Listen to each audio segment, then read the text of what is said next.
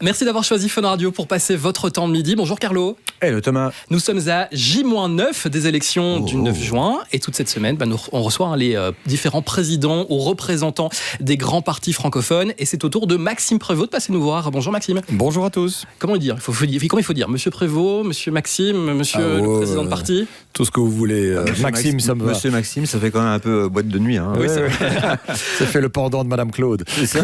Vous avez 46 ans, vous êtes le président des engagés, ex-CDH, pour ceux qui auraient éventuellement raté un train, même si ça fait déjà quelques années que ça a changé. Vous êtes aussi bourgmestre de Namur, député fédéral, ce qui veut dire que les 2 mandats vont être remis en jeu cette année. Exact. Alors, je rappelle vite que l'ordre de passage des différents candidats a été tiré au sort. Voilà, vous êtes le 4e à passer, on est jeudi. Aujourd'hui, on a 1 heure pour présenter votre programme politique le plus simplement possible. Sans langue de bois, je compte sur vous. Et puis, on va commencer. Je vous donne 1 minute pour vous présenter. Qui êtes-vous, Maxime Prévost ? Effectivement, âgé de 46 ans, vous l'avez précisé. Je suis l'heureux papa d'une fille et de 2 beaux enfants, puisque je suis dans une famille recomposée, comme il en existe beaucoup, avec le beau challenge aussi de ce que c'est de recréer un nouveau noyau familial, avec 3 ados à la maison, l'une qui va vers ses 17 ans, l'autre 18 et le dernier 20, donc c'est sportif. Et puis, en fait, je ne suis pas du tout issu d'une famille qui faisait de la politique. On n'en parlait jamais à la maison, donc c'est vraiment par conviction que je me suis engagé, c'est le cas de le dire, et parce que ça m'intéresse de faire bouger les lignes et d'avoir de l'impact pour pouvoir améliorer le quotidien de tout un chacun. Et je pense que la vie politique est passionnante, mais c'est aussi autre chose à devoir faire à un moment donné, donc je ne compte pas en faire toute ma vie non plus. Ok, je peux y aller ? Maxime Prévost, bonjour. Bonjour. Alors, j'ai été voir sur Wikipédia comment se situaient les engagés politiquement, parce que ça devient un peu compliqué avec tous ces changements de nom. Hein. Maintenant, on arrive à des filles engagées, voreuses, ça ne veut plus dire grand-chose en fin de compte. Alors, je me demandais déjà, est-ce qu'il y a encore des idéologies politiques qui existent, parce qu'à force de vouloir à tout prix se démarquer de ce qu'on est censé être, donc en l'occurrence, je sais bien que vous n'êtes plus chrétien ou plus vraiment, mais et là je parle pour les partis en général, c'est comme si on avait un petit peu honte de s'assumer politiquement. Est-ce qu'il y a encore des idéologies ? Oui, il y en a encore, mais je pense que les idéologies qui ont parfois été esquissées il y a un siècle méritent d'être mises à jour, tout simplement. Et c'est plus clair quand même. Oui, ils étaient plus binaires, mais ils ne sont pas nécessairement en phase avec les enjeux d'aujourd'hui. Et moi, c'est une des raisons pour lesquelles j'ai souhaité cette transformation de ma formation politique pendant plus de 2 ans au contact des citoyens, de la société civile, en acceptant finalement de faire quelque chose que les partis font trop peu, c'est-à-dire se remettre en question. Souvent, ils défendent leurs idées avec des certitudes toutes faites, alors qu'on vit une période aujourd'hui bien éloignée de la période qui a vu ces différentes idéologies, tantôt de gauche, tantôt de droite, tantôt de la démocratie chrétienne, façonner notre paysage. C'est une époque où on ne parlait pas de révolution climatique, où on ne parlait pas de transition numérique, où on ne parlait pas de burn-out, on ne parlait pas d'harcèlement sur les réseaux sociaux, on ne parlait pas d'augmentation de l'anxiété, de la dépression et des suicides, y compris auprès des jeunes. Et donc je pense que la force d'un projet politique, c'est de coller aux réalités d'aujourd'hui et aux défis de demain, plutôt que sans cesse vouloir défendre un héritage d'hier. Et c'est une des raisons pour laquelle, je crois, ma formation politique, les engagés, se distingue des autres partis plus traditionnels, parce qu'on a remis le logiciel à zéro et qu'on a veillé alors à porter un projet tout à fait innovant. Un projet, sur Wikipédia, vous êtes catalogué de centre droit. Est-ce que c'est une étiquette qui vous convient ? Alors, je suis une formation centriste. Ça, c'est clair, et je l'assume et je le reconnais. Après, vous savez... Mais pourquoi centre droit ? Ça, vous demanderez à Wikipédia, c'est pas moi qui ai fait les trucs de Wikipédia. Alors, non, parce que quand j'ai vu ça, j'étais surpris, parce que j'ai dit, après tout, pourquoi pas centre-gauche ? C'est pour ça que, à votre question, j'ai répondu que nous étions une formation centriste. Okay. Et pas un centrisme par défaut ou par dépit, j'ai pas perdu à la courte paille. Je suis centriste parce que je crois à la force du sens, je crois à la force de la nuance. Et vous savez, aujourd'hui, ce qui pour moi est noble en politique, c'est de vouloir agir pour que le bien-être de tous progressent et pas seulement les intérêts de quelques-uns, fût-il clientèle électorale de la gauche ou clientèle électorale de la droite. C'est ce que je reproche à ces formations de gauche et de droite, c'est que finalement, ils font de la musculation pour défendre les intérêts que d'une partie de la population. Alors que moi, comme centriste, je veux fédérer, faire progresser tout le monde, travailler à ce bien commun et pas seulement aux intérêts individuels des uns ou des autres. Et je crois que ça, c'est quelque chose de fort, de puissant, parce que sinon, on tombe dans le simplisme, on tombe dans les populismes. Et aujourd'hui, je crois que défendre les choses avec de la nuance, c'est un acte de résistance. Mais vous êtes un parti en plein boom pour le moment, oui. Depuis un certain temps, parce que c'est vrai qu'il y a eu un petit creux qui n'a pas duré si longtemps que ça finalement. Et là, vous êtes en pleine résurgence. Comment expliquer ça ? Alors parce que précisément, je pense que les citoyens ont compris qu'on avait fait quelque chose d'assez inédit. D'abord, il y a 5 ans, comme nous avions en transparence subi une défaite électorale, nous avons fait le choix de l'opposition. Je pense que dans l'histoire des 50, 60 dernières années, en Belgique, il y a peu de partis politiques, alors même qu'on leur proposait de rentrer dans le gouvernement, ce qui était le cas pour le CDH à l'époque, a refusé de le faire en comprenant que le signal des électeurs imposait une remise en cause. Vous savez, vous pouvez être persuadé... C'est un parti de pouvoir depuis toujours. Oui, le CDH l'a été pendant longtemps, et c'est vrai que vous avez 2 manières de réagir quand vous perdez un scrutin. Soit vous êtes convaincu que vous avez raison et que c'est finalement les citoyens qui n'ont rien compris, et c'est le meilleur moyen de vous retrouver avec votre paquet de certitudes dans une cabine téléphonique. Soit vous dites que si les citoyens n'ont pas adhéré à votre projet, c'est peut-être que ce projet mérite d'être mis à jour, ne leur parle plus. Et c'est pendant 2 ans la raison pour laquelle je suis retourné, quitter ma zone de confort, refuser des postes ministériels pour pouvoir revenir au fondamental, à l'essentiel de la politique, ce qui est censé normalement mobiliser tout le monde, c'est-à-dire les valeurs, un projet. Et c'est comme ça qu'avec la société civile, avec les citoyens, on a redessiné les contours d'une nouvelle offre politique, que de grandes personnalités nous ont rejoints, pas des candidats de télé-réalité, mais des gens qui, effectivement, ont un bagage en matière économique, en matière de santé, en matière également académique, et sont venus apporter aussi tout leur poids et la crédibilité à notre projet. Et je crois que c'est ça qui plaît aujourd'hui. C'est la raison pour laquelle on a le vent en poupe, qu'on est en train de devenir peut-être la surprise du scrutin, parce qu'il y a eu du renouveau dans la pratique, dans le ton. Moi, je passe pas mon temps non plus à juste cracher sur les autres, avoir des combats de coq assez stériles. Je vois des collègues qui s'amusent à chaque fois à mettre des uppercuts aux autres. Ça fait pas avancer le schmilblick. Le clientélisme des socialistes et des libéraux à l'instant. Mais oui, et je pense que ça a eu toutes ses limites. Et il faut être même honnête, toutes les formations politiques, d'une manière ou d'une autre, à un moment donné, ont joué le jeu du clientélisme. Et je pense que c'est totalement dépassé maintenant. Et je veux vraiment prendre distance par rapport à cela. Que ce soit finalement les qualités, les compétences, les mérites de chacun qui soient reconnus et valorisés, et pas le fait d'avoir telle ou telle carte de parti. Ça ne fait pas de vous quelqu'un systématiquement de génial ou de compétent. Et je crois que ça, c'est vraiment essentiel. Ce ras-le-bol des citoyens par rapport à la malgouvernance, on doit l'entendre. Mais simplement s'indigner, ça ne suffit pas. Il faut s'engager pour être un acteur de solution. Un paradoxe dans votre succès, pour l'instant dans les sondages, on verra dans les urnes Bien sûr. Le 9 juin. Il ne faut pas vendre la peau de l'ours avant d'avoir tué. Ça devient en général de plus en plus difficile pour les partis dits raisonnables, centristes, démocratiques, à une époque où les extrêmes ont le champ libre, que ce soit surtout à droite, à gauche aussi. On a dans l'époque de Donald Trump, et pas seulement lui, à l'époque de Twitter et des messages en 240 signes où on ne fonctionne plus qu'à cause de slogans. C'est clair, et donc ceux qui ont juste envie d'avoir une opinion sur leur avenir en fonction d'un slogan ou d'une fake news, j'arriverai pas à les convaincre.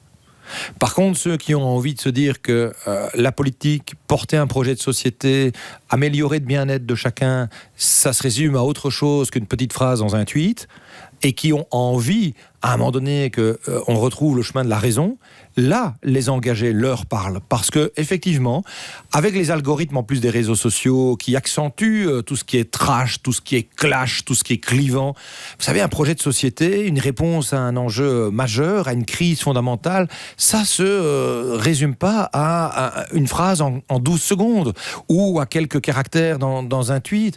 Et donc, il faut prendre le temps aussi d'expliquer les choses. Il n'y a aucune réponse simpliste. Les gens prennent encore le temps. Ben moi, j'invite à le faire. Parce qu'il n'y a aucune réponse simple et encore moins simpliste à des problèmes complexes.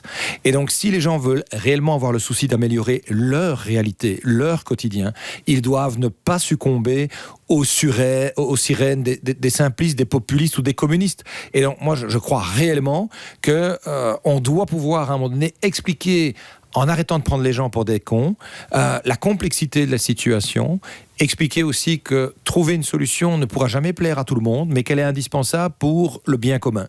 Et ça, c'est aussi le côté novateur du message franc, authentique et sincère qui est porté par les engagés. Est-ce qu'il reste encore une trace du christianisme dans votre programme? Non. À quel moment est-ce que le parti n'a arrêté d'être social-chrétien, en tout cas chrétien? Il faut quand même préciser que d'abord, en 1830, il y avait deux grands partis, le parti catholique, le parti libéral. À la fin du 19e siècle, les socialistes sont arrivés. Donc, le parti catholique a structuré toute la vie politique de la Belgique pendant très longtemps, puis est devenu social-chrétien. Et à quel moment est-ce qu'on a tourné la page et pour quelle raison? En 2022, quand j'ai créé Les Engagés, très clairement... C'est-à-dire j'étais plus que humaniste, il n'était déjà plus chrétien. Sauf que dans les statuts, il y avait toujours une référence au personnalisme chrétien, ce qui n'est plus le cas avec Les Engagés. Alors pourquoi? Est-ce que c'est parce qu'il y a une honte quelconque à avoir sur ce que nous avons fait pendant des décennies et qui a contribué au bien-être de la Belgique? Certainement pas. Moi, je ne renie rien de ce qui fut. Je dis simplement que vous ne pouvez pas être un parti politique qui entend rassembler les gens de toutes les confessions, de tous les horizons, et vous-même vous présenter à eux comme si vous étiez seulement les porte-voix d'une partie de ces personnes, les chrétiens en l'occurrence. Enfin, les chrétiens, c'est un ensemble de valeurs. Alors ça, c'est autre chose. Les valeurs, qui sont des valeurs de générosité, des valeurs de responsabilité, des valeurs de l'effort, de mérite, mais de solidarité à chaque fois que c'est nécessaire aussi, ce sont des valeurs qui restent universelles, intemporelles, et qui n'ont plus le besoin aujourd'hui d'être estampillées par une religion pour être contemporaine. Et donc, moi, ce sont des valeurs dans lesquelles je continue de me retrouver, mais pour que tout le monde puisse embarquer dans ce processus et porter un projet de cohésion sociale, un projet commun, mais on a considéré qu'il fallait séparer de manière très claire les questions de religion et les questions de l'action politique. Et donc moi, je défendrai toujours le droit de quelqu'un de croire ou de ne pas croire, d'avoir une spiritualité, c'est d'ailleurs un droit constitutionnel, la liberté de culte, mais j'estime que la religion n'a plus à guider l'action politique. C'est une chose qui relève de la sphère privée et qui n'a pas à influencer la manière dont la politique est menée. Est-ce que vous tiendriez le même discours si les églises étaient encore remplies le dimanche? Probablement qu'il y a un siècle, le discours aurait été différent. Il y a 50 ans, le discours aurait été différent. Moi, en tout cas, je suis en phase avec mon temps. Et aujourd'hui, je crois que la grande noblesse, c'est de rassembler autant les laïcs, les chrétiens, les athées, les juifs, les orthodoxes, pour pouvoir faire société ensemble et plus donner le sentiment que la religion peut influencer la manière dont la politique est menée. Non. Pour moi, c'est un élément éminemment respectable, mais qui relève de la sphère privée, qui doit pouvoir être garanti à chacun. Mais on ne peut pas demander à certaines religions de ne pas vouloir imposer leur approche, leur loi, dans la manière dont le quotidien est travaillé et vécu par chacun, et puis considérer qu'il y aurait d'autres courants religieux qui pourraient le faire. Non. Donc, pour ceux qui votaient CDH parce que c'était le parti chrétien, vous leur dites votez quand même pour nous parce qu'on a changé, mais on n'a pas changé. Non, pas du tout, c'est beaucoup plus subtil que ça. Enfin, Thomas, je dis simplement qu'il y a des valeurs qui subsistent, celles de la générosité, celles de la responsabilité, celles qui font que nous continuons d'être des humanistes et qu'on n'a pas envie d'opposer les gens entre un bloc de gauche et un bloc de droite. On a envie de rassembler les gens, mais on les rassemble sur des projets, sur des idées, et plus sur des questions de religion. Peut-être une dernière question, Carlo? Une dernière question. J'allais aborder le bilan de la législature qui s'achève. Vous l'avez rappelé dans l'opposition, mais est-ce qu'il y a quand même des choses positives que vous en tirez au niveau fédéral? Après, on parlera des régions. On n'a jamais été un parti politique qui versait dans la caricature. Et donc, oui, il y a des choses positives qui ont pu être faites aussi sous ce gouvernement. Lesquelles? Singulièrement, le fait de ne pas avoir jeté le bébé avec l'eau du bain s'agissant du nucléaire. Alors, on connaît les vertus et les limites du nucléaire, évidemment. Mais on sait aussi que c'est un enjeu majeur pour gagner le combat climatique. Et donc, opposer l'énergie renouvelable à l'énergie nucléaire, c'est-à-dire opposer deux énergies décarbonées qui n'émettent pas de CO2, c'est un non-sens. On a besoin des deux dans le cocktail énergétique de demain. Par contre, il faut bien reconnaître que de l'aveu même des partenaires de la coalition, le bilan est assez faible de ce gouvernement. Souvent, ça a été le plus petit commun dénominateur. Ils ont passé tellement de temps à se disputer. Et même en sortant des conclaves budgétaires, ils se félicitaient d'avoir empêché que telle ou telle mesure soit prise, plutôt que finalement de se féliciter d'avoir pu engranger des résultats qui faisaient progresser le bien-être des Belges. Et ça, c'est regrettable. Et je pense qu'avec les engagés, formation centriste qui a cette combativité et un projet novateur, on doit pouvoir changer la donne. D'accord. Maxime Prévost, vous restez avec nous, Carlo aussi. Avec plaisir. On fait une petite pause, on revient juste après ça. On est toujours sur Fun Radio, à quelques jours des élections du 9 juin, avec Maxime Prévost, président des Engagés. Ça va jusqu'ici, tout se passe bien? Tout roule. On est reparti. Carlo, c'est à toi. Voilà, donc je vous demandais de donner un exemple de quelque chose qui s'est bien passé au niveau fédéral en ce qui concerne la dernière législature. Vous avez parlé du nucléaire, on y reviendra. Et qu'est-ce qui s'est moins bien passé selon vous? D'abord, l'attitude générale des partenaires qui, comme je l'évoquais, finalement se sont beaucoup regardés le nombril. On a des partis politiques qui ont regardé et pensé à leurs intérêts avant celui des citoyens. Et moi, c'est pas la manière dont j'ai envie de faire de la politique. C'est pas pour ça que je me mobilise. Et je pense qu'il y a... Si vous rentrez dans un gouvernement, je m'excuse de vous couper, ce sera probablement aussi avec 7 ou 8 partis, voire plus, puisque d'après les derniers sondages, la Vivaldi à 7 partis n'aurait même plus la majorité. Alors c'est du principe que le Vlaams Belang ne pourra jamais rentrer dans une majorité et que pour le PTB, ça va être très compliqué également. Vous serez obligé de faire des concessions et là aussi, il y aura un dénominateur commun très faible. Mais faire des concessions n'est pas un problème. Qu'est-ce qui va se passer la prochaine fois? Mais faire des concessions n'est pas un problème. Nous sommes un pays qui ne peut fonctionner qu'avec du compromis. C'est juste après une question d'attitude et de comportement. Faisons des compromis positifs sur les questions de fiscalité, sur les questions de pouvoir d'achat, redonnons de l'argent à ceux qui se lèvent le matin pour aller bosser, facilitons la vie des étudiants, luttons contre la précarité dans laquelle un grand nombre d'entre eux se trouvent. Mais aujourd'hui, avec ce gouvernement, c'est parti dans tous les sens et finalement, il n'y a pas eu de cap, il n'y a pas eu d'avancée.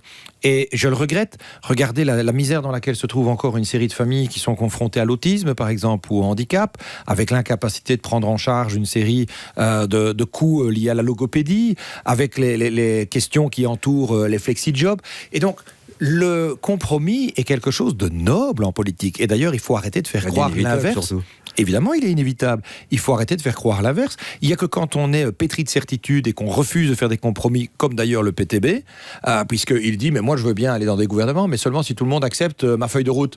Attendez, c'est pas comme ça que ça marche. Hein.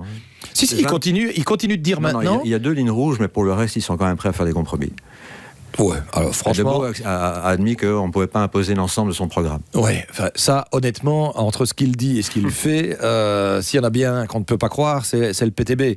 Et honnêtement, il y a des valeurs sur lesquelles il m'est difficile de transiger. Quand vous voyez, par exemple, sur la question ukrainienne, que le PTB reste toujours le seul parti en Belgique qui refuse qu'on octroie des aides à l'Ukraine pour se défendre, ça me pose problème. Quand on voit que le PTB, aujourd'hui, déclare que pour eux, c'est pas un problème de pouvoir porter le voile dès 8 ou 9 ans, les fillettes qui vont à l'école, moi, ça me pose problème aussi. C'est pas le modèle d'inclusion et de vivre ensemble que j'ai envie de défendre.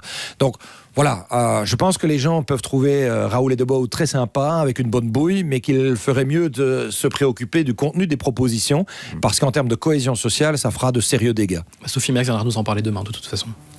Voilà. Alors maintenant, je vais vous demander de dire quelques mots sur le bilan au niveau régional et communautaire, avec d'autres partis forcément et d'autres coalitions. Oui, mais vous étiez aussi dans l'opposition. Mais oui, parce qu'on avait fait un choix cohérent d'être dans l'opposition partout, parce qu'il me semblait que c'était la démarche la plus pertinente pour pouvoir faire un profond renouvellement de notre programme. Et c'est ce qui a été fait, salué par les observateurs. Et les électeurs sont visiblement en train de s'en rendre compte aussi. Et ça, c'est de bon augure pour la suite. Après, au niveau des régions, il faut reconnaître que la période qui se termine a été compliquée pour tous les gouvernements. Moi, je veux faire preuve d'honnêteté intellectuelle. Il y a eu des crises quand même assez inédites. Bien entendu, celle de la Covid, mais également la crise ukrainienne derrière ça, la crise énergétique, les explosions salariales. Donc, c'était pas simple. Par contre, je pense que le climat, à nouveau, dans lequel les partenaires ont essayé de travailler en se tapant tout le temps sur la gueule, que ce soit PS, MR, Écolo, ça n'a pas produit les résultats qu'on était en droit d'attendre, et ça, c'est regrettable. Du côté des régions, à Bruxelles, il y a une explosion de l'endettement qui va hypothéquer les capacités d'action des années à venir, alors qu'on a besoin, par exemple, en matière de cohésion sociale, en matière de lutte contre le trafic de drogue, en matière de sécurité sur Bruxelles, où il y a des fusillades maintenant toutes les semaines, de moyens importants à devoir déployer. Et là, on a l'impression d'une région amorphe, qui n'est pas au rendez-vous, qui n'a pas l'air de se rendre compte de ce qui se passe, alors que tous les signaux dans le cockpit sont en train de clignoter en disant qu'il y a urgence de réinvestir sur ces enjeux de pouvoir d'achat et de sécurité. On a, du côté wallon, une négligence totale sur une série d'investissements investissements qui n'ont pas été faits dans l'entretien des routes, par exemple. Alors évidemment qu'il faut booster les voies cyclables, ça c'est évident, mais d'un autre côté, à quoi bon le faire si c'est sur des routes qui ont plein de nids de poules ou d'autruches partout? Et donc là, il y a 80 millions en moins qui ont été investis par le ministre écolo. C'est quand même interpellant. Donc voilà, vous savez, on peut à l'envi dire qu'il y a toujours mieux à faire, et c'est vrai. Et donc moi, plutôt que de commencer à exclusivement flinguer les autres, j'ai envie de me concentrer sur ce qui pourrait être amélioré demain et de pouvoir alors travailler avec toutes les bonnes volontés à un projet qui soit positif. Oui, si vous entrez dans une coalition après les prochaines élections, ce sera forcément avec des partis qui ont été au pouvoir et qui n'ont pas fait ce qu'on était en droit d'attendre. Comment est-ce que ces partis, eux, vont changer d'attitude? Parce que j'espère qu'ils vont comprendre qu'il y a une série de ras-le-bol exprimés par les citoyens et que si les formations politiques raisonnables comme les nôtres ne sont pas capables de les entendre, on va juste nourrir encore les partis d'extrême gauche et d'extrême droite. Et ça, c'est un véritable danger. Et donc, à un moment donné, le politique doit parler vrai. Il doit parler vrai et il doit agir juste. Et ça, c'est ce que veulent faire les engagés. Penser loin, parler vrai, agir juste. Parce que sinon, à force de ne pas prendre des décisions courageuses, à force de reporter à chaque fois la responsabilité sur le dos de l'autre, un peu dans un petit jeu facile de slogans gratuits, mais on désabuse, les gens en ont ras-le-bol, pour le dire poliment, et se tournent alors vers les formations extrêmes en disant mais finalement, eux, on ne les a pas encore essayés. Et ça, c'est le grand danger. Un danger en Belgique, mais un danger partout en Europe. Ça monte partout, les extrêmes. Actuellement, en Europe et même partout dans le monde, on le voit, ça se développe. Et c'est bien pour ça que je vous disais que tenir un discours de nuance, c'est aujourd'hui un acte de résistance. Il faut expliquer aux gens qu'ils ne vont pas avoir de solution concrètes à leurs problèmes à travers les extrêmes. Ils posent parfois les bons diagnostics, mais ils n'apportent pas les bonnes solutions. Est-ce qu'on a encore vraiment une chance contre les extrêmes ? Bien sûr, quand on voit, mais jusqu'au dernier jour. Mais bien sûr, mais jusqu'au dernier jour, il ne faut pas se résigner face aux extrêmes. Et moi, je veux croire en cette jeunesse qui est éprise de justice, qui est combative, qui rejette l'extrême droite, certainement, et les excès de l'extrême gauche aussi.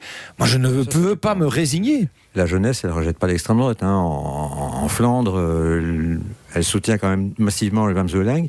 Mais je veux croire à celle qui n'est pas séduite par ça. Les européens ont indiqué qu'une bonne majorité des jeunes étaient en faveur d'un pouvoir fort, pas forcément totalitaire ou dictatorial, mais fort, c'est-à-dire qu'on se rentrait entre les mains d'un seul homme, de manière à ce qu'il y ait une véritable efficacité dans la politique menée. Alors, c'est une majorité de jeunes. Hein. Ah mais oui, mais je ne souhaite pas que cette majorité de jeunes voit le rêve d'une formation d'extrême droite qui reprend du galon et d'un régime autoritaire qui s'installe. Et c'est bien pour ça que je convoque à la barre les partis sérieux et responsables en leur disant, face à ces générations, vous avez une responsabilité historique.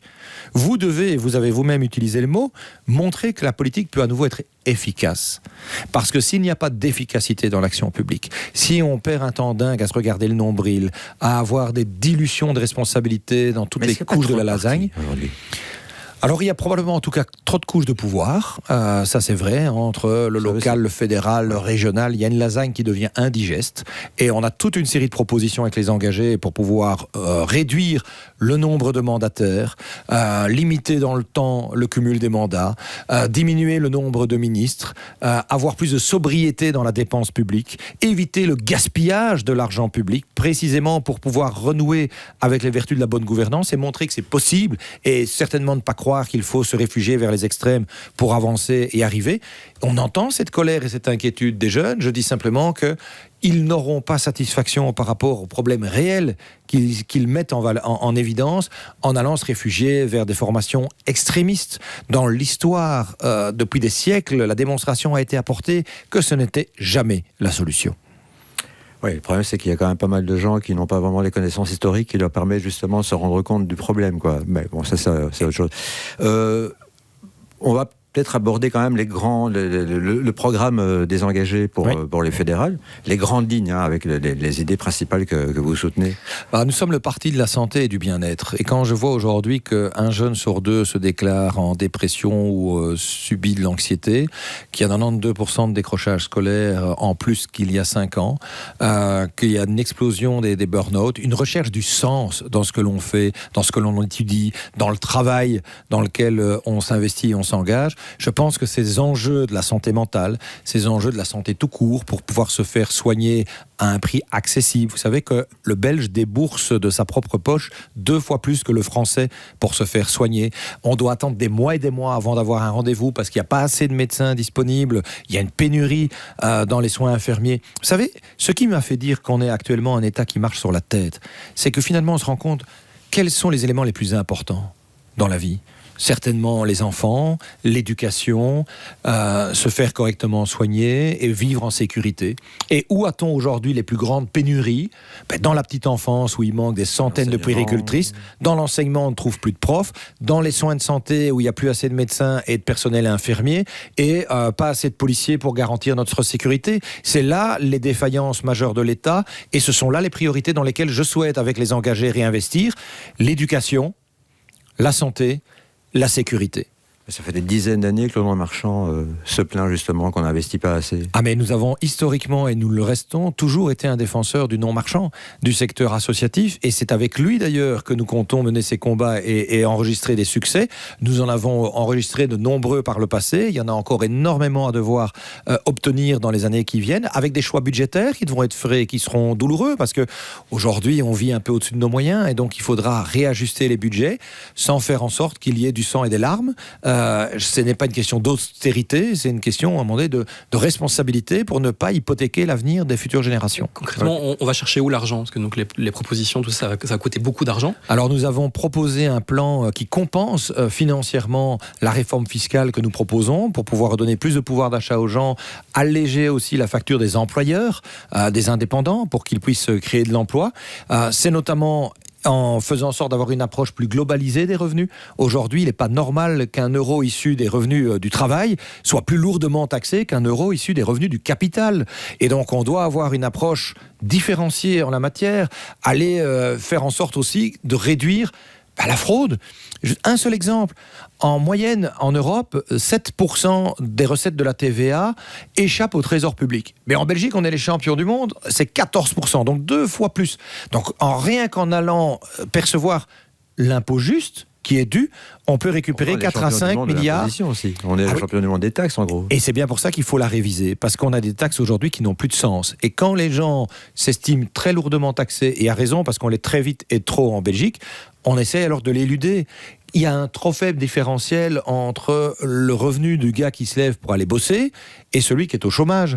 Et donc nous, on veut créer un bonus bosseur d'au moins 450 € net de différentiel par mois pour revaloriser le travail, le mérite, faire en sorte aussi de limiter dans le temps à 2 ans l'allocation de chômage, en s'inspirant finalement d'un modèle scandinave qui donne plus d'allocation de chômage quand vous perdez votre emploi pour ne pas être dans une situation de précarité financière alors qu'il faut continuer de remplir le frigo, de payer les études des enfants ou de rembourser les emprunts. Mais vous savez que vous avez 2 ans pendant lesquels vous êtes accompagné avec des formations plus intensives pour rebondir professionnellement. Et au terme de ces 2 ans, si vous n'êtes pas parvenu à trouver un travail par vous-même, alors l'État vous fait une proposition de job en fonction de vos compétences. Et c'est seulement si vous la refusez alors qu'il y a le filet de sécurité du CPS. Mais donc on doit être dans une démarche où l'éducation, la formation est beaucoup plus revalorisée qu'elle ne l'a été jusqu'à présent. Vous l'avez dit vous-même tout à l'heure, en parlant du fait que le parti catholique et chrétien a changé, a évolué, parce que le monde n'est plus le même aujourd'hui qu'il était il y a 100 ans, mais il continue à évoluer. Bien sûr. Et donc, le monde de l'emploi, bon, on a commencé par la mécanisation, la robotisation, l'informatisation, maintenant on a l'intelligence artificielle. Oui. Est-ce qu'un jour, on aura encore besoin de l'humain pour travailler? Oui, en tout cas pour certains jobs sûrement, mais est-ce qu'on aura besoin de tous les humains pour travailler? Alors moi je le crois qu'il sera indispensable, on aura besoin de tout le monde, mais chacun peut-être avec une réorientation sur ses compétences.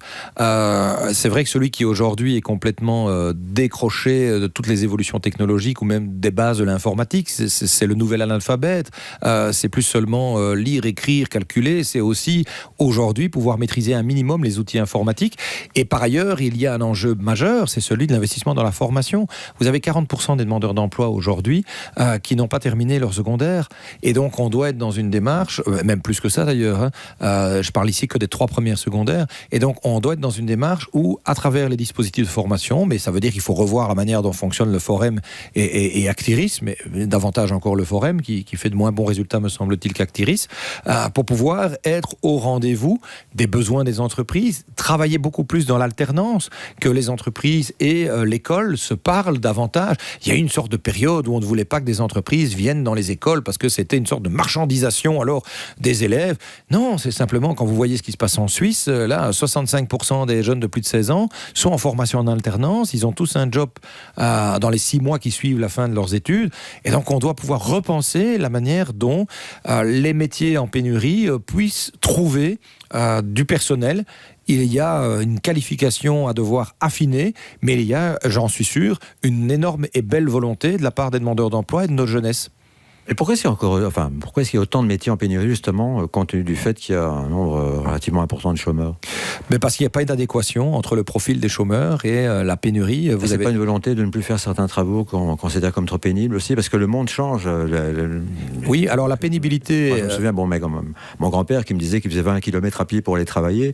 Aujourd'hui, ça ne pourrait pas se faire, quoi. Alors oui, le monde change, mais d'un autre côté, est-ce que vous trouvez normal que quand on recrute, par exemple, des chauffeurs de bus, ils peinent parce que les gens n'ont pas envie d'être à 5h du matin en train de commencer à conduire leur premier bus. Alors oui, la pénibilité, elle est parfois horaire, c'est vrai, mais si ce n'est pas un tartampion qui conduit le bus, ça sera de toute manière quelqu'un d'autre, et puis alors certains iront dire « Ah, mais on vient nous voler notre job, ça va pas ». Non, je pense qu'il faut être dans une démarche où à un moment donné, tout va pas pouvoir être automatisé, et heureusement, moi je veux garder la part majeure de l'humanité dans la manière de construire des relations entre les gens. Par contre, la révolution numérique, c'est un tsunami qui va s'imposer à nous, ça sert à rien de faire croire qu'elle ne sera pas là, et l'intelligence artificielle, elle peut être un adjuvant, tout dépend comment on va la baliser aussi, comment on va en faire un usage, mais je me refuse d'être dans cette démarche presque psychodépressive à considérer qu'on va tous être remplacés demain par des robots. C'est peut-être une bonne chose, non ? Bon, je suis pas persuadé que ce la soit civilisation des loisirs, où en fait on recevrait un salaire. Ouais, à payer à ne rien faire et laisser les robots tout faire. Mais non, on serait payé pour faire ce qu'on a envie de faire, justement. Oui, alors ça, je pense que c'est un peu utopique, et je suis pas persuadé. Un homme politique, ça doit être utopique un petit peu quand même. Oui, mais je suis pas persuadé que c'est l'utopie qui me motiverait. Commencer à dire à tout le monde, vous allez être payé maintenant à glander et juste faire ce que vous avez envie de faire, et puis après, dès qu'on demandera l'effort à quelqu'un, ça va être se juger scandaleux. Voilà, moi je pense que on a déjà aujourd'hui une série d'acquis sociaux importants avec des congés qui ont été obtenus, qui doivent probablement être revus à la lumière aussi des réalités des situations parentales, par exemple, mais je suis pas sûr qu'on rend service à notre jeunesse en lui faisant croire que demain, on fera toujours moins.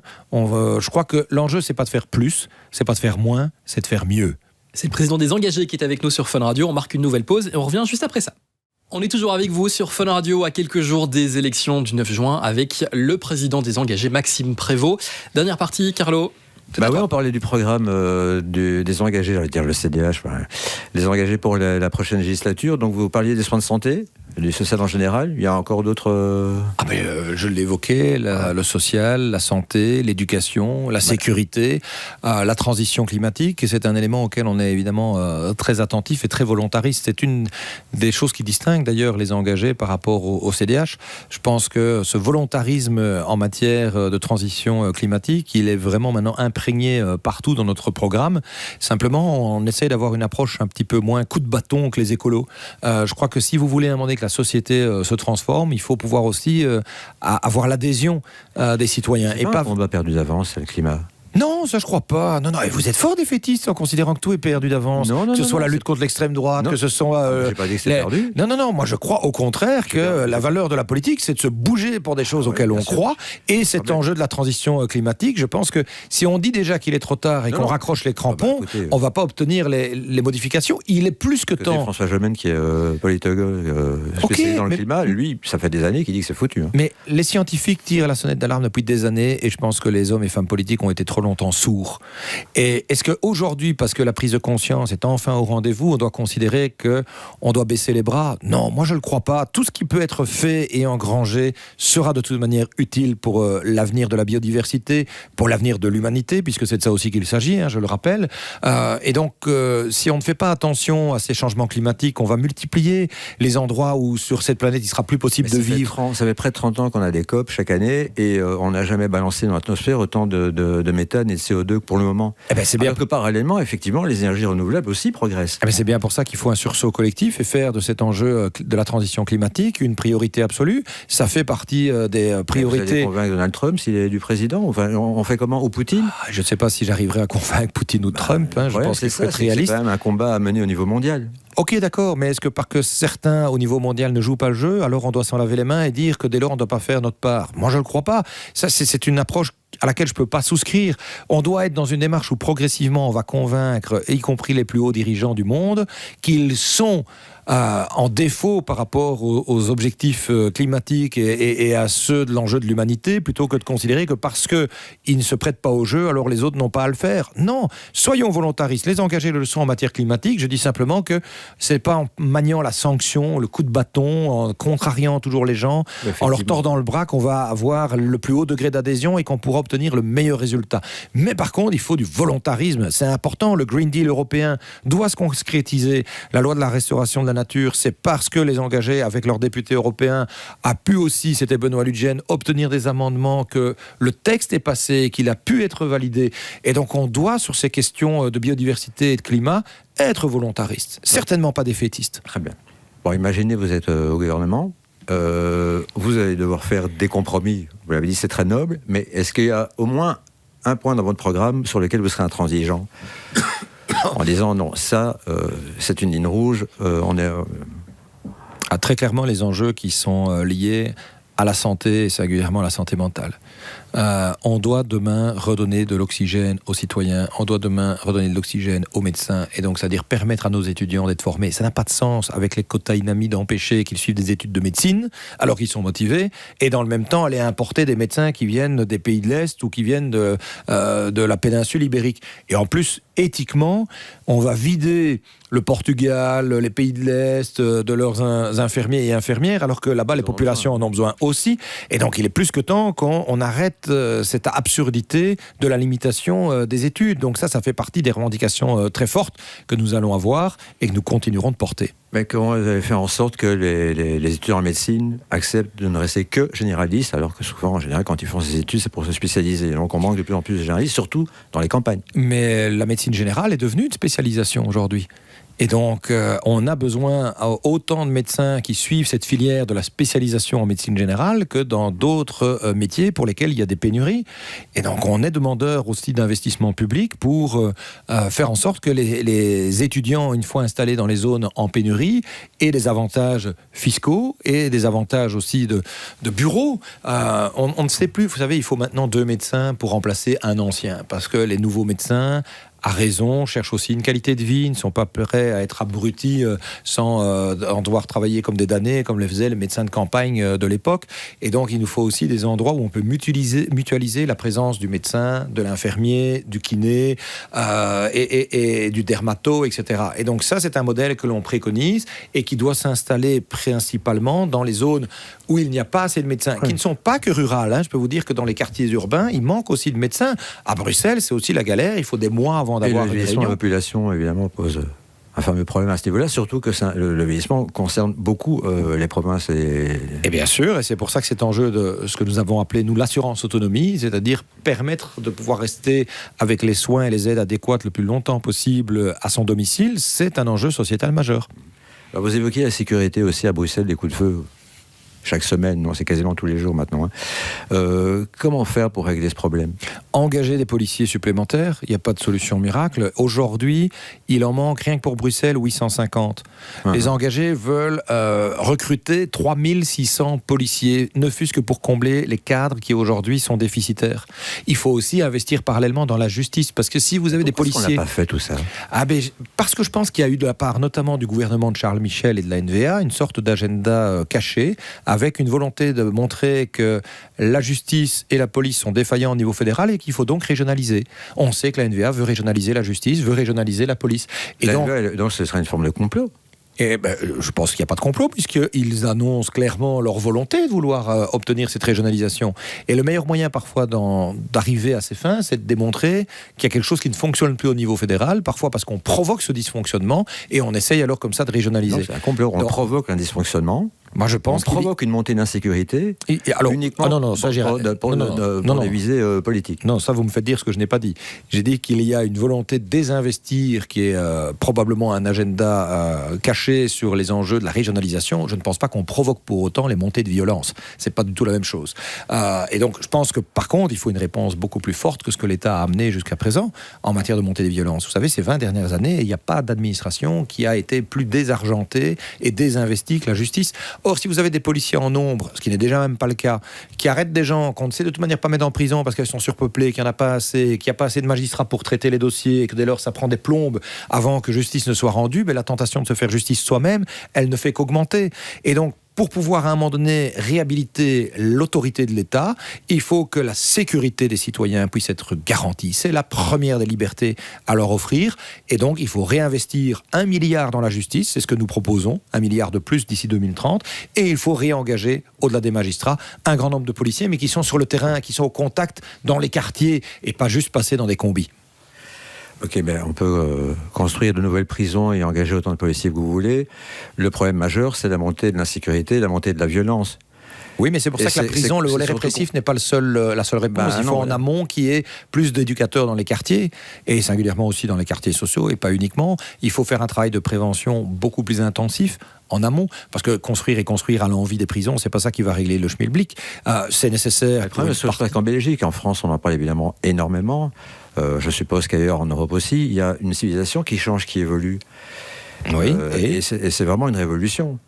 Oui, mais il y a en fait singulièrement depuis le Covid, où l'autorité a été contestée, les mesures prises ont été stigmatisées, et donc il y a une sorte de décomplexion globalisée maintenant des gens qui n'acceptent plus nécessairement l'œuvre de justice, l'œuvre de police, tout ce qui s'apparente à l'autorité. Mais je pense que ça délite alors la notion de respect, ce qui est problématique. Alors ce n'est pas parce qu'il y a des comportements qui changent, qui sont nécessairement acceptables. Rétablir le service militaire, des cours d'éducation civique à l'école, en uniforme, très clairement, les cours d'éducation... On doit être réac par rapport à l'enseignement ? Non, mais par contre, je pense que les notions de respect, elles s'apprennent très jeunes, et pas seulement par la filière de l'enseignement. Je crois qu'il y a une responsabilité parentale aussi qui doit être là. Vous savez, on doit être dans une démarche où, plutôt que à nouveau baisser les bras en considérant que les temps changent et que les comportements des gens changent, être dans une démarche où on remet quand même un peu des balises, parce que vivre en société, faire société, c'est pas juste je pense à ma boutroulle, je fais ce que je veux et basta les mouches et les autres. Mais quel chantier, quoi.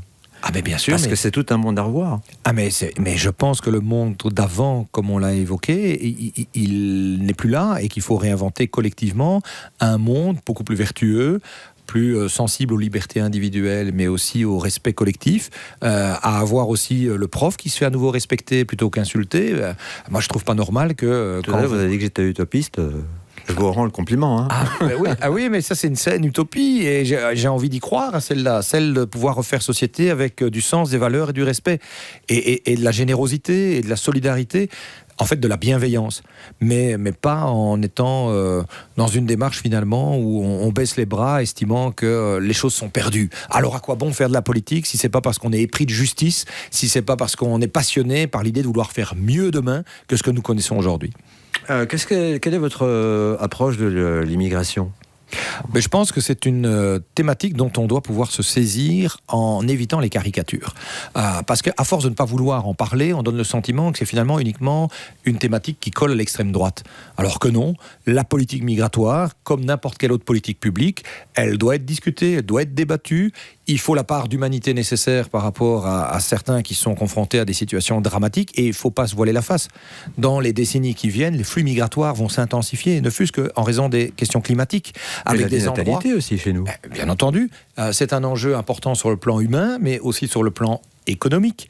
Et donc, on doit être au rendez-vous, bien entendu, par rapport à toute une série de réfugiés, sans commencer à faire ni des régularisations massives, ni accueillir tout le monde. On ne sait pas le faire, il faut être lucide là-dessus, mais on ne peut pas accepter non plus d'être dans un État qui est condamné des milliers de fois parce qu'il ne respecte pas les principes élémentaires du droit d'asile. Par contre, ce qu'il nous faut, c'est des décisions qui tombent plus rapidement. Parce que avoir des familles qui savent si oui ou non elles peuvent rester sur le territoire après 10 ans, quand les enfants sont nés ici, quand les gens sont intégrés scolairement ou professionnellement, c'est un non-sens. Il faut pouvoir réengager dans cette administration pour qu'après 6 mois, selon des critères objectifs et pas à la tête du client, on puisse dire aux personnes, vous pouvez rester ou vous ne pouvez pas rester. Et si elles ne le peuvent pas, il faut pouvoir aussi, avec fermeté, permettre qu'il y ait un retour. Et donc c'est cet enjeu de l'équilibre entre l'humanité... Non, il ne faut pas les envoyer au Rwanda, ni dans des camps quelconques. Il faut préciser peut-être pour les auditeurs que c'est ce que font les Britanniques maintenant. Hein. Voilà, mais non, on n'est pas du tout en phase avec cette approche. Comme parti humaniste, c'est une approche qui n'est pas en phase avec notre sensibilité. Mais je pense qu'à force de considérer ce débat de la politique migratoire presque comme un tabou, on en vient finalement à la caricaturer. Je pense que c'est une politique, effectivement, qui mérite et de la bienveillance, mais aussi de la vigilance. Et donc, aucun excès, mais de la fermeté quand c'est nécessaire aussi, avec surtout beaucoup de justice et donc de l'objectivité dans les décisions, là où actuellement ça fait défaut. On arrive à la fin de cette interview. Avant de se quitter, petit questionnaire rapide. On a 1 minute, je compte sur vous pour me faire des réponses brèves et attention, vous n'avez droit qu'à un seul joker. Vous êtes prêts ? C'est bon. C'est parti. La personnalité non politique que vous rêveriez d'avoir sur vos listes ? Rapidement. La non politique, j'en sais rien, j'ai pas réfléchi à la question et comme j'ai pas beaucoup de temps, je passe. Est-ce que la Belgique a son mot à dire face à Poutine ? Est-ce que la Belgique a un mot à dire face à Poutine ? Oui, elle peut le dire. Après, je suis pas sûr qu'elle soit fort entendue. Le parking à 5 € de l'heure dans certaines rues à Bruxelles, c'est une bonne ou une mauvaise idée ? Bon, écoutez, je connais pas les tarifs dans toutes les communes, donc j'imagine que les citoyens veulent en général que tout soit gratuit, mais le parking en voirie, c'est quelque chose qui devient rare, donc il faut avoir une politique cohérente en tout cas. La personnalité politique belge que vous voudriez envoyer dans l'espace pour en être débarrassé ? Oh, moi je suis pas comme ça, j'ai pas d'hostilité vis-à-vis des... Il y a des gens qui me gonflent, c'est clair, mais j'ai pas envie de cibler des personnes pour donner encore le sentiment qu'on fait des matchs de boxe. Un joker, vous l'avez déjà utilisé. Il reste 10 secondes. Si Donald Trump est réélu président des États-Unis le 5 novembre, bonne ou mauvaise chose ? Mauvaise chose. Et la dernière, est-ce qu'on peut être bourgmestre et député en même temps ? Oui, et je pense que c'est même souhaitable pour éviter d'avoir des députés qui font que des questions de principe en chambre, très intellectualisantes, mais complètement déconnectées de la réalité du quotidien. Et je peux vous dire, pour être moi-même bourgmestre, que c'est en recevant tous les jours les citoyens qui vous expliquent leurs problèmes qu'on sait mieux les relayer au Parlement. Mais on a le temps de faire les deux ? Quand on est bien organisé et surtout quand on est bien entouré, c'est possible. C'est comme dans tout job finalement, si vous avez un collectif autour de vous, tantôt des collègues, tantôt des collaborateurs qui sont efficaces, c'est faisable. Par contre, ce que nous on préconise chez les engagés, c'est qu'il n'y ait pas de cumul des rémunérations entre les deux fonctions, parce que l'argent ne peut jamais être une bonne source de motivation pour faire de la politique. Donc vous pouvez être bourgmestre et député, mais à l'avenir il faut choisir un seul des deux salaires. Vous aviez choisi, vous ? Ça s'applique ici à partir du nouveau scrutin. Merci Maxime Prévost. Fun Radio. Enjoy the music.